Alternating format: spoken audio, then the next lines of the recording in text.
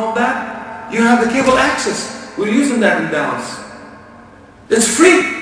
If you have a cable, you can get that in the B channel. You get people trained, they will train you. You can do your programs, you can broadcast things. We have so many videos about Jamal Badawi, about Siraj Wahad, about these. You can put them in for people to see. Everybody will see that on the other channels. We have so many channels I watch every day. Nothing you will benefit from. Why can't you be initiative and plan these things to happen? And of course, you have to have a clear vision. What is your mission statement? You know, when you first hire, they tell you this is the mission statement of our company. What is our mission statement? Go home tonight and say, think, what is my mission statement? What do I want to accomplish in my life? How can I be like Abdullah ibn Umar? Abdullah ibn Umar was sitting for fatwa when he was 14-year-old. We used to ask him questions about fatwa, fiqh issues. And he was kid. They say kid, 14-year-old kid. You know?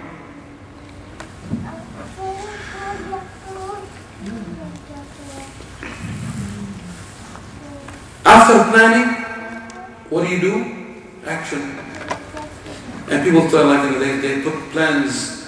50 years from now, inshallah, we're going to do, what 50 years?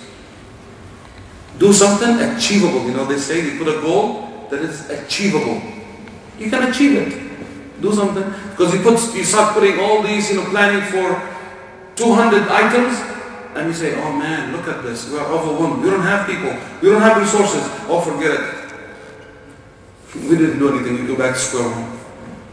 So you want to do is to action, apply, evaluate, and always, ya akhwana, please remember this, be positive.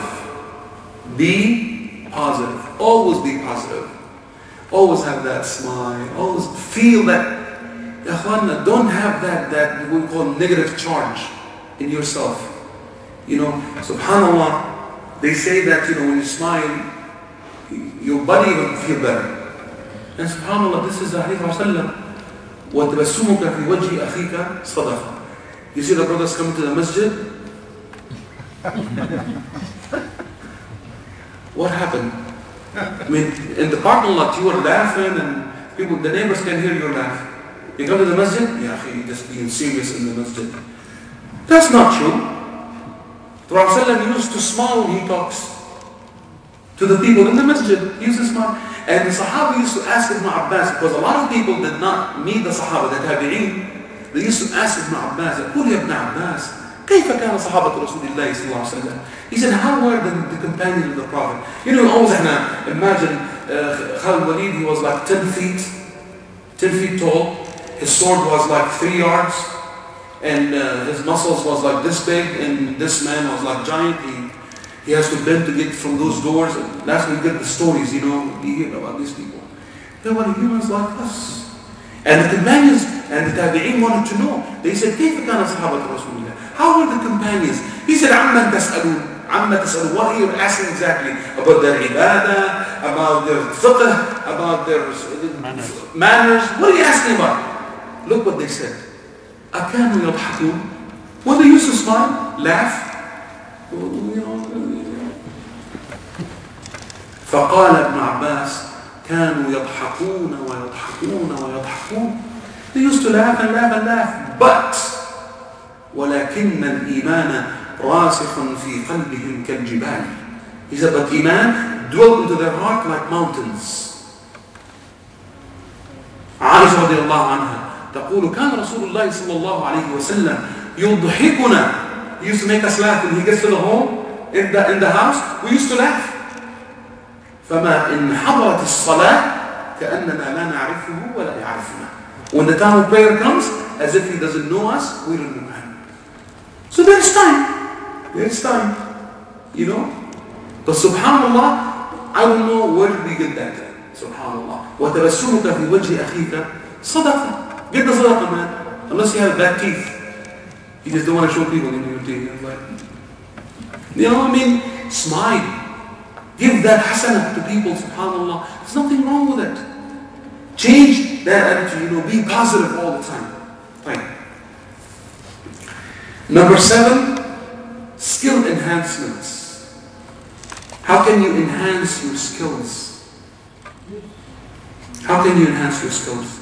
The Prophet ﷺ, when he was 8-year-old, he came to his uncle, Abu Talib. He said, Ya Amma, أريد أن أعمل.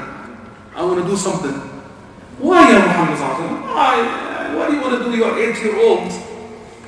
Yeah, nowadays they say, oh, he's 10, he's 11, 12, he's 18. You know, he doesn't need to, oh, let him finish, let him enjoy the summer, man. You know, life is tough and this and that.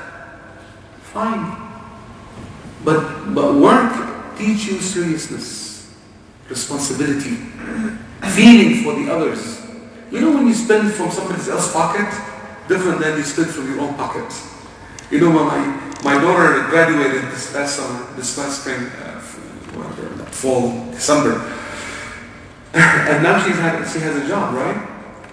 And I said, well, you're coming home, please, stop by, and get some food or something, for us. She said, Mama, I don't have money in my account. I said, when you were asking me before, I never asked you, I never told you I don't have money in my account. I always bring it to you, right? But it feels different when you spend from your own pocket than spending from somebody else. So Muhammad ﷺ was sitting in his uncle's house. He's enjoying the ride. Why should I bother myself and create work for myself if I have my own room, I have my own computer, and I'm enjoying the cable free and the air conditioning and all that and the food and all that? Why should I bother? But the Prophet ﷺ is teaching us responsibility. So he came, he said, Ya Rasulullah, Ya Amma, أريد أن أعمل. I want to work. He said, no man, what do you know about work? You're 8-year-old.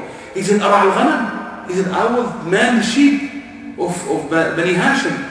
He said, Ya Muhammad, إن هذا لصبياننا وغلماننا. This is for our slaves to do, not for you. You are from Bani Hashim. You are Muhammad. And he used to tell people about that. He said, كنت أرعى الغنم لعماتي, my aunties. I used to. For what? For durayhimat. For small dirhams. For what? He put them in his pocket. Yes. And then, what after that came? He became a businessman. Started sitting and buying camels. He started having partners. And that's why Khadija radiallahu anha, she put her eye on him. She said, this man, I want to try him. I want to see. We'll talk about his trustworthy and he is a good businessman. I want to see him. And he succeeded 100% even beyond that. She even said, I want to marry him. Because he proved beyond doubt that this is an honest man and he is a man of his word and he is poor, he's not that rich, but at the same time he can depend on himself. And after that he became a politician. And after that he became so and so and so and so, before he even became a prophet. So we'll say, oh, he was a prophet. Yeah, of course. But before that, he prepared himself to be in that level. Of being what? Of being to enhance your skills. Don't just sit off what you are. Look for something else. Get a degree in this, get a degree in that. Look what's nowadays people are talking about. Get ahead of everybody. I get so happy when I see Muslims, alhamdulillah, they are like in astronomy and because that's the way they were.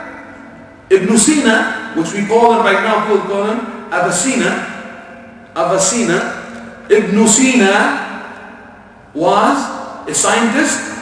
He was the first one who developed who discovered the blood circulation in the body. He's the first one who did a cut in the body, an operation. You go to the Fort Worth Museum and you will see the tools. They have it there. They said this is for Ibn Rushd and this is for Ibn Sina. And then at the same time, he was that and he was a scholar. He wrote books in fiqh. He wrote books in this and that. So he was a person with all kind of knowledge. Not only, here and there. Well, I'm specialized. It's good to be specialized. But at the same time, you try to know everything around. Number 8.